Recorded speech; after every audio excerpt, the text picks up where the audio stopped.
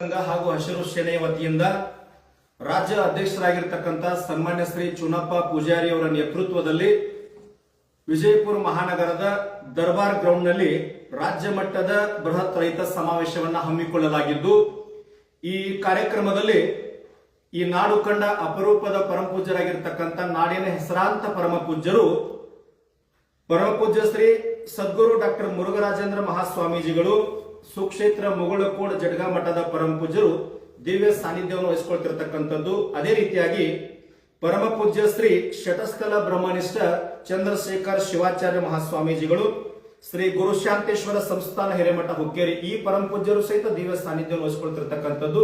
ಅದೇ ರೀತಿಯಾಗಿ ಈ ನಾಡು ಕಂಡ ಸರಳತೆಯ ಸಾಧನೆಯ ಪರಮಪೂಜ್ಯರಾಗಿರ್ತಕ್ಕಂಥ ಪರಮಪೂಜ್ಯ ಶ್ರೀ ಶಟಸ್ಥಲ ಬ್ರಹ್ಮನಿಷ್ಠ ಅಭಿನವ ಮುರುಗೇಂದ್ರ ಶಿವಾಚಾರ್ಯರು, ಸಂಸ್ಥಾನ ಹಿರೇಮಠ ಶಿರ್ಷಾ, ಇವರು ಕೂಡ ದಿವ್ಯ ಸಾನ್ನಿಧ್ಯವನ್ನು ವಹಿಸಿಕೊಳ್ತಿರತಕ್ಕಂಥದ್ದು.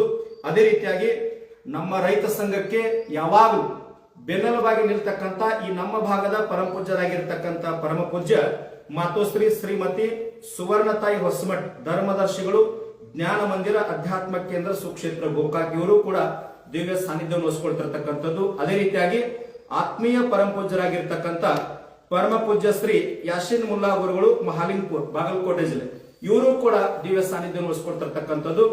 ಈ ಎಲ್ಲ ಕಾರ್ಯಕ್ರಮಗಳ ಅಧ್ಯಕ್ಷತೆಯನ್ನ ಸನ್ಮಾನ್ಯ ಕರ್ನಾಟಕ ರಾಜ್ಯ ರೈತ ಸಂಘ ಹಸಿರು ಸೇನೆ ಕಲ್ಲೂರು ಸೊನ್ನೋರ್ ರಾಜ್ಯ ಉಪಾಧ್ಯಕ್ಷರು, ಈ ಎಲ್ಲ ರಾಜ್ಯ ಮುಖಂಡರು ಈ ಕಾರ್ಯಕ್ರಮಗಳ ದಿವ್ಯ ನೇತೃತ್ವವನ್ನು ವಹಿಸಿಕೊಳ್ತಿರತಕ್ಕಂಥದ್ದು.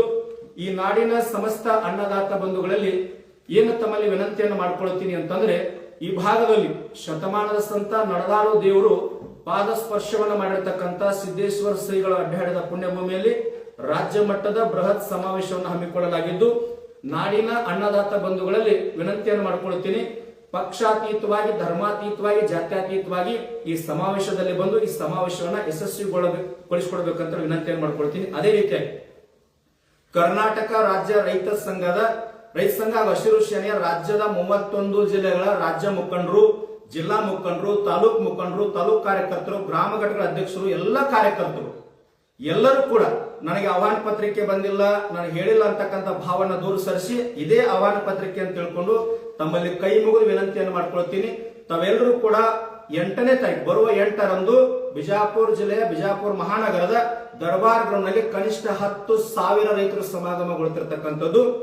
ಅದರಲ್ಲಿ ಮುಖ್ಯವಾಗಿ ರಾಜ್ಯದ ಎಲ್ಲ ಜನಬಂಧುಗಳು, ಬಿಜಾಪುರ ಆಗಿರ್ಬೋದು, ಯಾದಗಿರಿ ಆಗಿರ್ಬೋದು, ಗದಗ ಆಗಿರ್ಬೋದು, ಗುಲ್ಬರ್ಗ ಆಗಿರ್ಬೋದು, ಬೆಳಗಾವಿ, ಬಾಗಲಕೋಟ್, ಗದಗ, ಧಾರವಾಡ, ಹಾವೇರಿ, ದಾವಣಗೆರೆ, ತುಮಕೂರು, ಮೈಸೂರು, ಮಂಡ್ಯ ಎಲ್ಲ ಜಿಲ್ಲೆಗಳಿಂದ ರೈತ ಬಂಧುಗಳು, ರೈತ ಕಾರ್ಯಕರ್ತರು, ರಾಜ್ಯ ಮುಖಂಡರು, ನಮ್ಮೆಲ್ಲ ಮುಖಂಡರು ಕೂಡ ಪಕ್ಷಾತೀತ ಧರ್ಮಾತೀತವಾಗಿ ಭಾಗವಹಿಸ್ತಿರ್ತಕ್ಕಂಥದ್ದು. ನಾಡಿನ ಸಮಸ್ತ ಅನ್ನದಾತ ಬಂಧುಗಳಲ್ಲಿ ಮತ್ತೊಮ್ಮೆ ವಿನಂತಿಯನ್ನು ಮಾಡ್ಕೊಳ್ತೀನಿ, ರೈತರ ಸಮಸ್ಯೆಗಳನ್ನು ಬಗೆಹರಿಸಿಕೊಳ್ಳಿಕ್ಕೆ ಸಾಮಾನ್ಯವಾಗಿ ಒಂದು ಉದಾಹರಣೆಯನ್ನು ಕೊಡ್ತೀನಿ. ನೀರಾವರಿ ಆಲಮಟ್ಟಿ 519.6 ಈಗಾಗಲೇ ಎತ್ತರ ಇದೆ. ಸರ್ಕಾರಕ್ಕೆ ಮನವಿ ಮಾಡ್ತಾ ಇದ್ದೀವಿ 524.256 ಎತ್ತರ ಆಗಬೇಕಂತೇಳಿ. ಹಲವಾರು ನೀರಾವರಿ ಸಮಸ್ಯೆಗಳನ್ನ, ಬೆಳೆ ಸಮಸ್ಯೆಗಳನ್ನ, MSP ಯನ್ನ, ಇದೆಲ್ಲವನ್ನು ಕೂಡ ಮನವಿ ಮುಖಾಂತರ, ಜಿಲ್ಲಾಧಿಕಾರಿಗಳ ಮುಖಾಂತರ ರಾಜ್ಯ ಸರ್ಕಾರಕ್ಕೆ ತಲುಪಿಸ್ತಕ್ಕಂಥ ಒಂದು ಯೋಜನೆ ಇದೆ. ಇನ್ನೂ ಹಲವಾರು ಸಮಸ್ಯೆಗಳನ್ನ ಆ ಸಮಾವೇಶದಲ್ಲಿ ಚರ್ಚೆಯನ್ನು ಮಾಡಿ ರೈತರಿಗೆ ಮಾರ್ಗದರ್ಶನವನ್ನ ಮಾಡಲಿಕ್ಕೆ ರಾಜ್ಯದ 5 ಜನ ಪರಮಪೂಜ್ಯರು ಭಾಗವಹಿಸ್ತಿರ್ತಕ್ಕಂಥದ್ದು.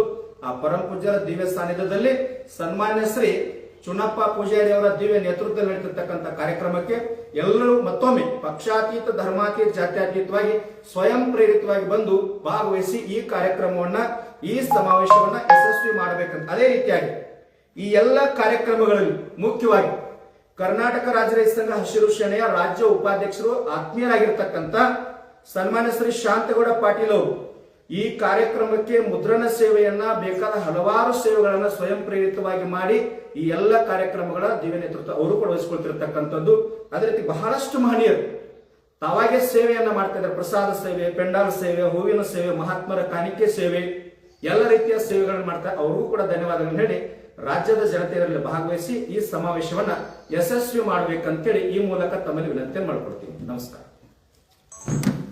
ಇನ್ನೊಂದು ತಗೊಂತೀರಿ, ವಿದ್ಯಾರ್ಥಿಗಳು ತಗೊಂಡ್ರಿ, ವಿದ್ಯಾರ್ಥಿಗಳ ಬೇಡ ಸರಿ ಬೇಡ.